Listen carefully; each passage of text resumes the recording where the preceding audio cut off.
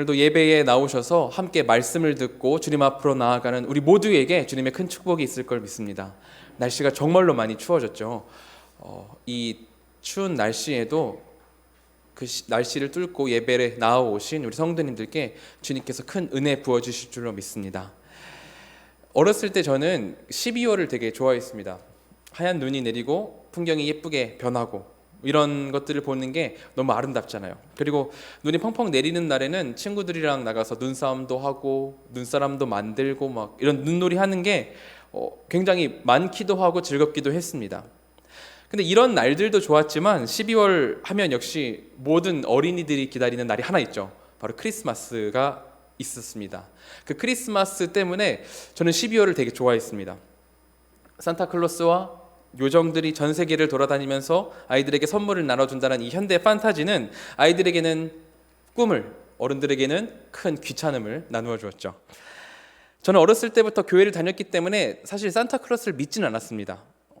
그래도 24일 날 자고 일어나면 머리맡에 선물이 놓여있는 그 경험이 아직까지도 생생합니다. 24일 날 진짜 기대하는 마음으로 눈을 딱 감고 아침에 일어나자마자 손을 이렇게 탁 위로 한번 해보는 거예요. 그러면은 뭔가 잡힌다 그러면은 당장 딱 일어나가지고 선물을 막 뜯고 좋아했던 그 기억이 아직까지 있습니다. 지금 생각해 보면은 저는 이 모든 게 좋았던 것 같아요. 24일 밤에 잠을 들면서부터 그리고 일어나 선물을 확인할 때까지 그 어떤 시간이든 짧은 사건이든 행복하지 않은 시간이 없었거든요. 그럼 과연 어떻게 그럴 수 있었을까요? 저는 그것을 의심하지 않았기 때문이라고 생각을 합니다. 25일 아침에 선물이 내 머리맡에 있을 게 당연하다고 한치도 의심을 하지 않았거든요. 제가 갖고 싶었던 레고 블록을 부모님께 살짝 흘리기도 했고 재작년에 있던 선물들을 받았던 것들, 그 설레들을 생각하면은 분명히 내일 아침에 부모님이 나의 머리맡에 선물을 놔주실 것이라는 그 부모님에 대한 믿음이 제게 있었기 때문에 저는 이 모든 일들이 행복했습니다. 그리고 믿고 그냥 기뻐할 수 있었죠. 물론 모든 아이들이 그렇듯이 부모님과 갈등이 없었던 게 아닙니다. 잘못해서 혼이 나기도 하고 바른 길로 가지 않아가지고 고쳐잡기 위해서 훈육을 당하기도 했습니다.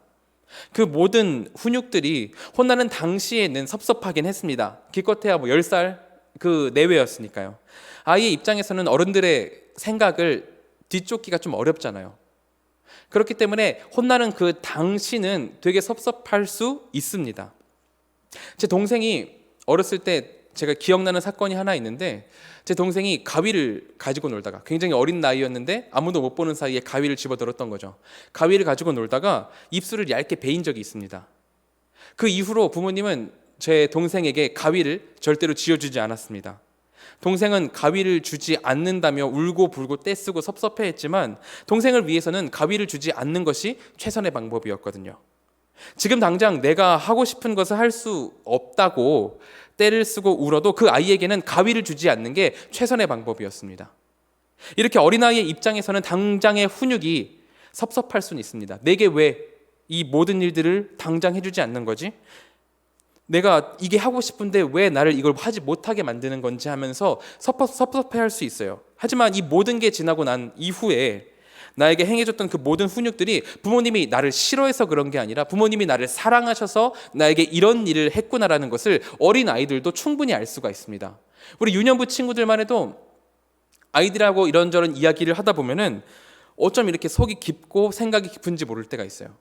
우리 아이들도 어른들이 나를 이걸 사랑해서 하는 거구나, 나를 싫어해서 하는 거구나, 나를 그냥 미워해서 하는 거구나, 이거를 바로 알아챌 수가 있습니다. 그렇기 때문에 아이가 겪은 이 모든 경험들은 부모님에 대한 믿음을, 부모님이 나를 사랑하셔서 이 모든 훈육을 하셨구나라고 깨달게 되면서 부모님에 대한 믿음을 더 공고하게 만듭니다. 24일 밤, 내일 아침 부모님은 나에게 성탄 선물을 당연히 줄 것이라는 믿음을 가지고 설레는 잠을 청할 수 있는 것도 이 이유에서입니다. 지금 우리가 창세기를 통해서 몇 주간 아브라함을 만나고 있는데 아브라함에게도 이는 마찬가지였을 겁니다. 12장에서 하나님께서 아브라함에게 나타나신 이후 그에게 참 많은 일들이 있었습니다.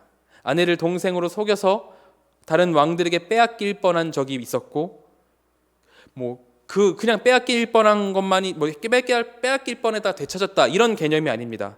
하나님께서 아브라함에게 말씀을 하셨잖아요. 너로 큰 민족을 이루게 하겠다. 너의 태로 민족이 일어나게 될 것이다라고 얘기를 하셨는데, 하나님의 약속, 이 하나님의 약속이 이루어질 통로 자체를 빼앗길 뻔한 거거든요. 다른 왕에게 사라를 빼앗겼다. 이거는 하나님의 방법이 나타날 그 통로 자체를 빼앗긴 거나 마찬가지이기 때문입니다. 엄청난 일이거든요. 누구는 보화가 묻힌 이 밭을 사기 위해서 집 팔고 땅 팔고 막 모든 것을 다 팔아서 그 밭을 산다라고 하는데, 아브라함은 그냥 이런 식으로 약속의 통로인 아내를 빼앗겼다. 이거는 그냥 그에게 그만큼의 각오가 되어 있지 않은가라는 생각을 하게 될 정도입니다. 이것뿐만이 아니라 86세에 낳은 이스마엘도 있습니다. 하나님께서 후손을 주시겠다고 말씀을 하셨고 아브라함은 열심히 지켰습니다. 그를 기다렸습니다. 오랜 시간이 지나고 86세가 되도록, 근데 하나님께서는 태를 열어주지 않으셨어요. 그렇게 되면은 슬슬 불안해지잖아요. 하나님께서 나에게 약속은 주셨는데 이렇게 오랜 세월이 지나도록 하나님께서 나에게 태를 주진 않으신다. 그러면은 뭔가 방법이 잘못된 건 아닐까? 내가 생각했던 방법이 아니라 다른 방법이 있는 것은 아닐까?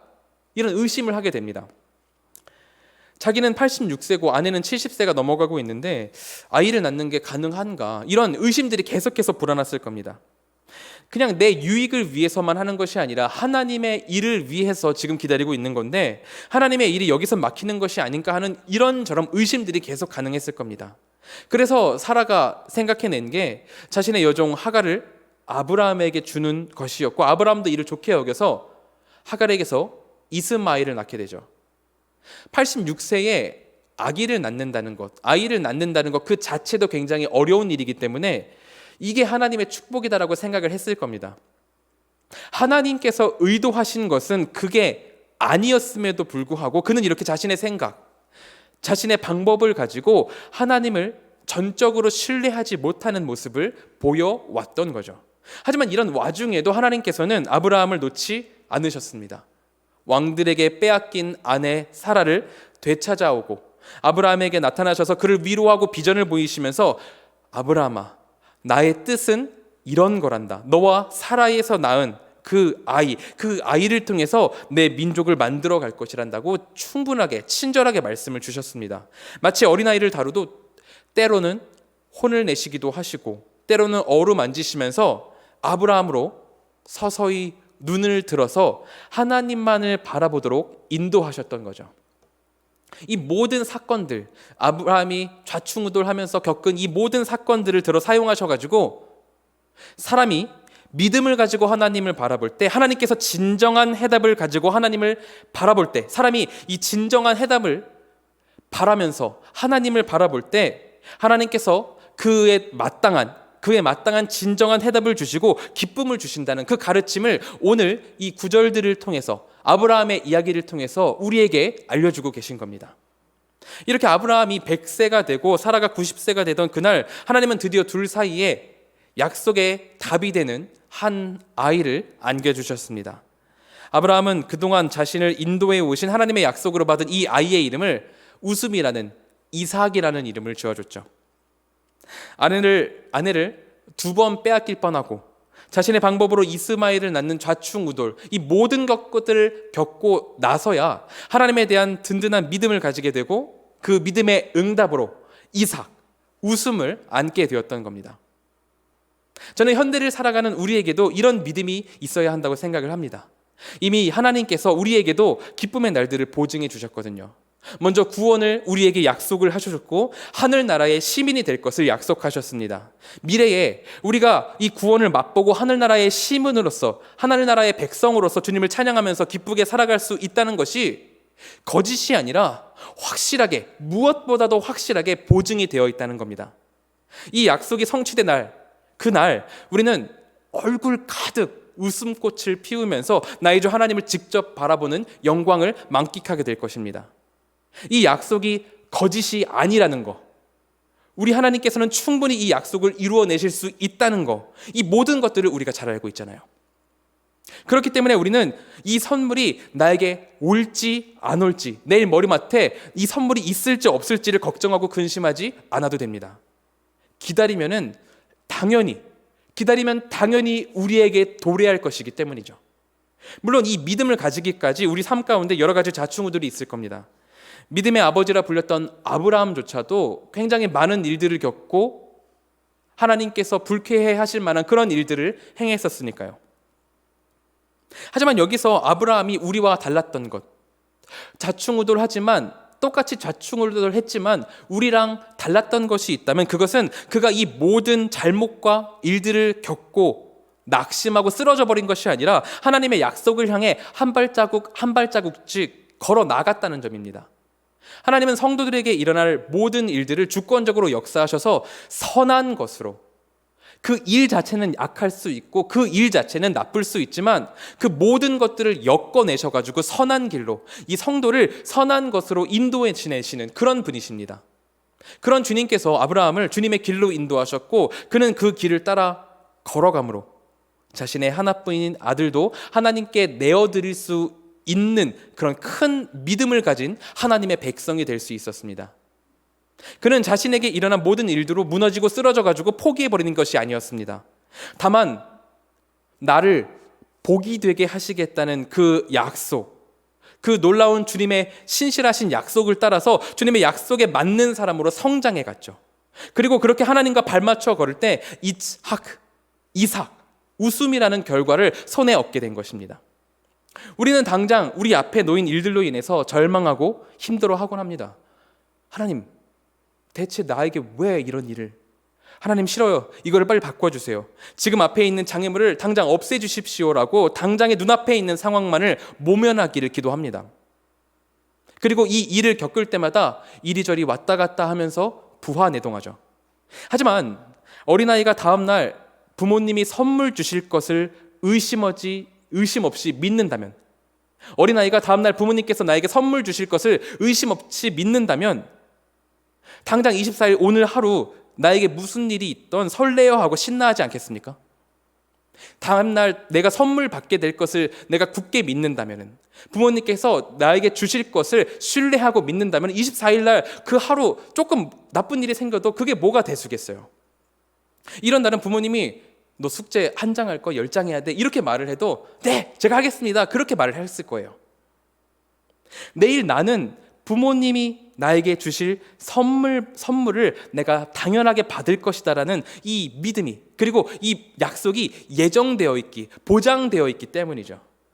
이와 마찬가지로 우리의 인생의 끝에 주님이 준비하실 큰 선물이 확실하게 예정되어 있습니다. 그렇게 이 모든 선물들이 확실하게 예정되어 있는데 어려운 일이 나에게 닥쳐온다고 매번 무너지고 쓰러지기만 한다면 우리의 신앙이 어떤지 우리는 돌아볼 수 있어야 합니다. 과연 우리에게 미래의 선물에 대한 확실히 내 안에 있는가? 그 선물을 주실 분에 대한 그 믿음이 내 안에 확실하게 자리 잡혀 있는가를 의심해 봐야 한다는 거죠. 우리 안에 구원이라는 선물을 주실 하나님에 대한 신뢰와 받을 구원에 대한 진실한 소망이 있는지를 우리는 매일매일의 신앙생활을 통해 확인할 수 있어야 합니다. 세상은 계속해서 자신들의 기준을 맞다고 말을 하고 이 기준을 따라 살아가야 된다고 말을 하고 자신들의 속도에 맞춰서 너희도 내달려야 된다고 항상 이야기를 합니다. 결국 그렇게 내달려가지고 한국 청년들이, 지금 이 시대의 청년들이 맞은 것은 여러 가지를 다 포기해버리고 기쁨과 웃음 자체를 거세해버리는, 그냥 그거 얻기 힘들다면은, 내가 집 얻기 힘들다면, 내가 결혼하기 힘들다면 그냥 포기해버리자라고 기쁨 자체를 거세해버리는 이상한 시대를 맞이하고 있잖아요. 사실 굉장히 부끄럽지만 매번 설교할 때마다 성도님들에게 이렇게 고백을 하지만 제가 그렇습니다. 제가 그렇게 고민에 빠질 때가 많이 있어요. 한국 사회 속에서 살아간다는 게 생각보다 두렵고 무서운 일이라는 게 좀 체감적으로 다가오기도 합니다. 누가 나보고 엄청 내달리라고 말을 한 적이 없는데 옆에 사람들이 뛰니까 같이 뛰는 그 모습이 바로 제 모습이거든요. 저는 제 기도할 때 제 모습 가운데에서 내가 그렇게 뛰고 있구나, 내가 세상적인 기준을 가지고 내달리고 있구나, 그런 걸 느낄 때가 많이 있거든요. 그런데 우리 한가람 청년들이요, 저보다도 믿음이 뛰어난 고백들을 하더라고요. 제가 지난 주일에 유년부 원래회를 했습니다. 유년부 내에 이제 갓 결혼을 한 부부가 있거든요. 그 부부의 집들이를 가서 그곳에서 집들이를 가서 원래회를, 이상하지만 집들이를 가서 원래회를 했습니다. 그렇게 원래회를 끝내고 이제 집사님 그리고 다른 선생님들, 1차적으로 먼저 가셔야 되는 선생님들이 떠나고 난 이후에 집주인인 부부 선생님들과 그리고 청년 선생님들 몇 명이 모여가지고 이런저런 두런두런 대화를 했습니다. 그렇게 대화를 하는데 그런 이야기를 하더라고요. 세상에 대해서 무서워지고 두려워지고 하는 게 주변 이야기들에 너무 귀 기울이기 때문이라는 거예요. 세상적인 기준을 가진 친구들이랑 이야기를 하고 그 이야기에 내가 귀를 기울이면서 두려워하고 무서워지게 되는 것 같다고. 그 친구들에게 이야기 귀 기울이지 않으면 되는 거라고. 그냥 거기 귀 딱 막고 나에게 주어진 삶, 하나님께서 내게 주어주신 그 삶 살아가면은 충분히 살아갈 수 있다고 그렇게 이야기를 하더라고요.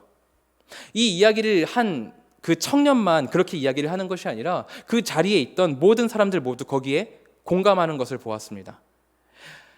제가 거기 교역자고 그들의 믿음의 선배로서 앉아 있었었는데 사실 저는 그 이야기를 들으면서 되게 부끄러웠습니다. 저는 되게 막 겁을 먹어가지고 하나님 어쩌죠 이러고 있었는데 우리 청년들은 세상의 소리에 귀를 막고 하나님이 주신 선물을 향해 기쁨으로 나아갈 다짐을 하고 있는 거예요. 저는 이 고백과 믿음이 지금 이 시간 함께 예배하는 우리 공동체 위에 모든 머리 위에 함께하기를 소망합니다. 하나님의 선물이 예비되어 있습니다. 보장되어 있고요. 확정되어 있습니다. 확정되고 확정되어서 우리에게 주어질 것이 너무나도 분명해요. 이 사실을 기억해야만 합니다. 하나님의 은혜를 기쁨으로 받고 웃음으로 걸어갈 때 하나님께서는 이 선물이 무엇보다 귀하고 무엇보다 값진 것이라는 것을 우리에게 더 잘 알도록 우리의 눈을 틔워주실 것입니다. 그 놀라운 은혜가 우리 모두와 함께하기를 소망합니다. 다시 본문으로 돌아와서 오늘 본문 1절과 2절에는 계속해서 강조되는 문구가 있습니다. 1, 2절을 제가 한번 읽어보겠습니다. 여호와께서 말씀하신 대로 사라를 돌보셨고 여호와께서 말씀하신 대로 사라에게 행하셨으므로 사라가 임신하고 하나님이 말씀하신 시기가 되어 노년의 아브라함에게 아들을 낳으니. 여호와께서 말씀하신 대로 사라를 돌보셨고 말씀하신 대로 사라에게 행하셨고 말씀하신 시기가 되어 아들을 낳으니. 하나님께서 말씀하신 대로라는 문구가 3번이나 반복되고 있습니다. 바로 이 모든 것은 하나님의 의도와 계획이 담겨 있다는 것을 적나라하게 아주 잘 나타내고 있는 거죠. 사실 하나님께서 이삭을 아브라함에게 주시기 전까지 되게 불경스럽지만 인간적으로 생각하면 되게 너무하다라는 생각이 들 때가 있습니다. 아브라함이 한 75세쯤 하나님의 부르심을 받고 후손들에 대한 약속을 받아가지고 가나안 땅으로 출발을 했습니다. 그리고 그 이후 25년간 하나님께서는 제대로 된 후손을 주지 않으셨어요. 말이 25년이지 10년이면 강산도 변한다는데 2번이 강산이 변하고 2번 반 강산이 변할 때까지 하나님께서는 약속에 대한 조그마한 실마리조차 말로는 해주셨지만 보여주지는 않으셨습니다. 이런 것은 인간 입장에서는 굉장히 좀 징하다, 너무하신 거 아닌가 이런 생각이 들만하죠. 제가 군대에 있을 때 군대에서 힘든 게 부조리도 힘들지만 가장 힘든 거는 계절을 2번 겪어야 한다는 게 되게 힘듭니다. 탄약고 이런 데서 이렇게 보초를 서면은 1시간 동안 서는데 그러면 할 게 아무것도 없으니까 눈앞에 있는 나무에 이파리수를 세기 시작하는 거예요. 아니면은 땅 밑에 있는 돌의 숫자를 세고 1년 내내 이걸 하다가 다시 한 번 더 겨울이 되고 가을이 되어서 그걸 한 번 더 하게 되면은 마음이 너무 답답하고 힘듭니다. 그런데 이렇게 2년만 이렇게 해도 너무나 힘든데 아브라함은 1년, 2년도 아니고 25년이었습니다. 25년을 내내 기다리다가 이 길은 아닌가 해서 이스마엘까지 낳고 좌충우돌하죠. 하지만 하나님의 뜻은 그게 아니었습니다. 하나님은 조금이라도, 아주 조금이라도 사람의 능력이 사람의 능력이 닿지 않기를 원하셨습니다. 그래, 아브라함아, 너가 할 수 있는 거 다 해봐라. 그렇게 해도 도저히 이젠 방법이 없다라고 생각이 될 때쯤 그때에 내가 나의 능력으로 너에게 아들을 주고 민족을 이어가게 하겠다라고 지금 하나님께서 자신의 능력, 인간으로서는 도저히 도달할 수 없는 그 놀라운 하나님의 능력을 아브라함에게 보여주고 계신 겁니다. 인간은 도저히 할 수 없다라고 포기를 할 때 하나님은 큰 능력으로 이를 성취하시고 주님이 살아계심을 우리 앞에 드러내신다는 겁니다. 이것은 현대를 살아가는 우리에게도 마찬가지입니다. 하나님은 때로 하나님만이 하실 수 있는 상황과 시간을 통해서 우리 입에서 이 모든 것들을 하나님께서 하셨습니다, 하나님만이 이 모든 일들을 하실 수 있습니다라는 고백이 나오도록 이를 이루어 나가실 때가 있습니다. 우리는 근시안적인 생각으로 이 일이 지금 내 생각에는 너무나 급한데, 지금 당장 이루어져야 하는데, 이것이 지금 나에게 당장 필요한데 하나님 왜 주지 않으시냐면서 울고 불고 빨리 달라고 떼를 쓰곤 합니다.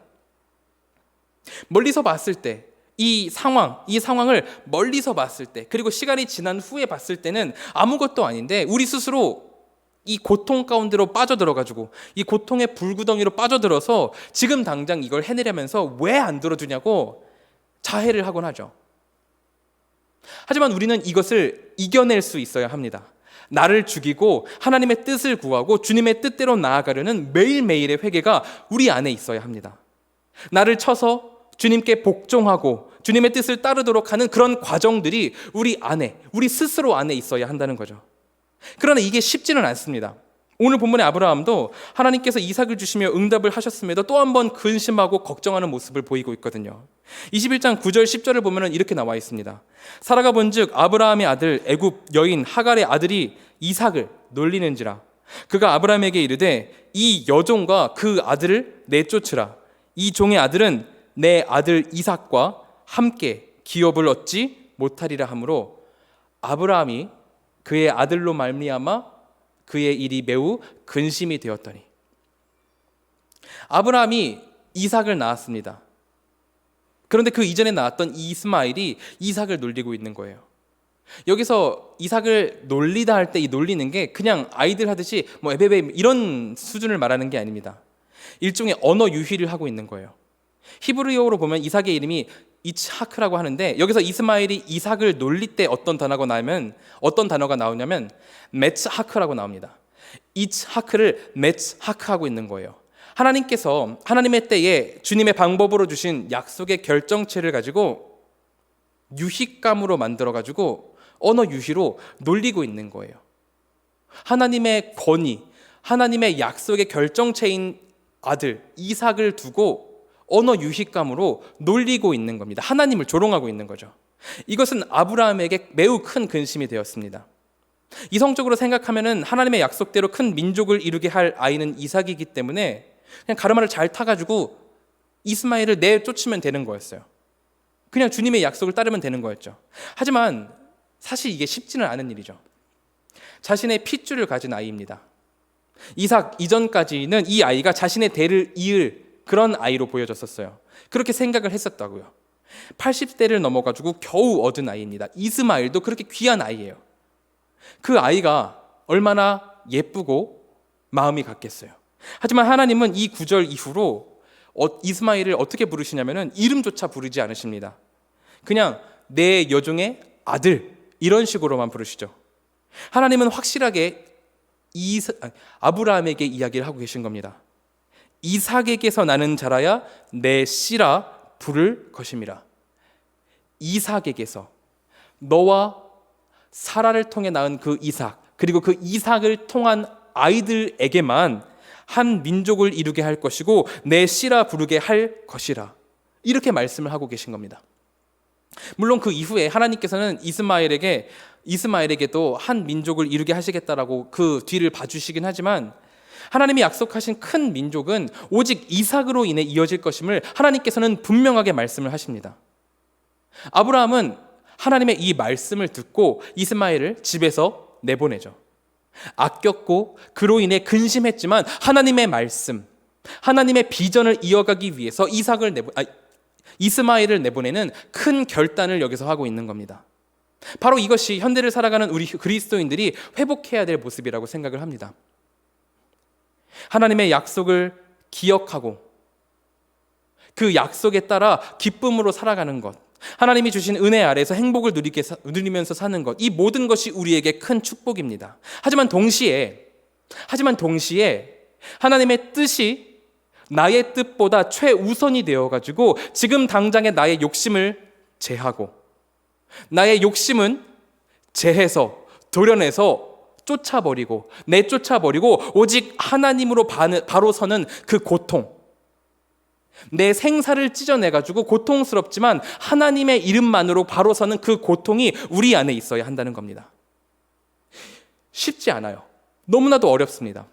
아브라함도 그의 아들도 말미암아 그 일이 매우 근심이 되었다라고 이야기를 하잖아요. 하지만 아브라함이 자신의 욕심으로 그를 집안에 계속 머무르게 했다면은 아마 이스마엘은 질투로 이삭을 계속해서 괴롭혔을 겁니다. 그리고 하갈은 자신의 아들을 후계자로 만들기 위해서 아브라함의 머리를 더 힘들게 했겠죠. 이삭, 웃음이라는 그런 이름을 가진 아이가 있는 집안이 힘듦과 고통, 질투, 그리고 괴략 이 모든 것들로 뒤죽박죽 돼가지고 고통의 시간을 겪어야만 했을 거라는 겁니다. 이삭이 진짜 이삭이 되기 위해서, 웃음이 실제 웃음이 되어 아브라함의 가족 안에 이루어지기 위해서는 아프지만 하나님의 뜻을 따름이 무엇보다도 전제되어야 한다는 겁니다. 지금 당장은 어렵고 괴로울 수 있습니다. 그럴지라도 하나님의 계획을 따름이 궁극적으로는 세상은 줄 수 없는 그 가장 큰 기쁨을 주는 유일한 길임을 우리는 기억해야 한다는 거죠. 아브라함에게 있어서 이삭의 탄생은 결말이 아니었습니다. 아브라함의 삶에 있어서 이삭이 태어난 것, 웃음이 태어난 것 그 자체가 아브라함의 인생의 결말이 아니었어요. 이것은 시작이었죠. 하나님은 이삭의 탄생을 시작으로 아브라함의 공동체, 그리고 이삭을 통해 낳을 자손들까지 하나님의 기쁨 아래 거하기를 원하셨습니다. 그런 것처럼 내가 지금 당하고 있는 이 아픈 일들이 하나님의 큰 계획을 향한 시작임을 우리는 기억해야 합니다. 주님이 이 시작을 통해서 우리의 앞을 물꼬를 트실 것입니다. 하나님은 분명히 지금보다 더 넓고 더 깊게 기쁨의 은혜를 우리 안에, 우리 공동체 안에 채우실 것입니다. 주님의 은혜와 사랑을 경험한 이 공동체의 한 사람 한 사람, 지금 옆에 있는 내 동역자들 한 사람 한 사람이 이 약속에 대한 서로가 증인이 되잖아요. 하나님께서 행하신 이 놀라운 일들을 우리 한 명 한 명이 경험했고 서로에게 이 일에 대한 하나님께서 나중에 나의 삶이 어떻든 간에 나중에 나의 삶을 기쁘게 할 것이고 나를 주님의 품으로 인도하실 것이라는 그 약속의 증인이 되어주고 있습니다. 그러므로 우리는 이것을 기억하며 당장의 고통을 인내하고 우리 공동체 안에 하나님의 기쁨이 충만하기를 위해서 기도해야 할 것입니다. 하나님께서 지금 내 상황은 고통스럽고 아플 수 있지만 이 모든 것들을 이겨내고 궁극적으로 하나님 앞으로 나아갔을 때 하나님께서 나에게 큰 기쁨을 주시고 이 세상은 줄 수 없는 무엇보다도 소중한 큰 행복을, 큰 기쁨을, 큰 자유를 우리에게 주실 것을 기억하고 오직 하나님만 붙들며 나아가는 그 믿음이 우리 안에 있어야 한다는 거죠. 우리 한가람 교회 모든 한 사람 한 사람이 이것을 기억하며 나아가기를 축원합니다. 하나님께서 지키실 것입니다. 분명히 하나님께서 채우실 것입니다. 우리 같이 기도하도록 하겠습니다.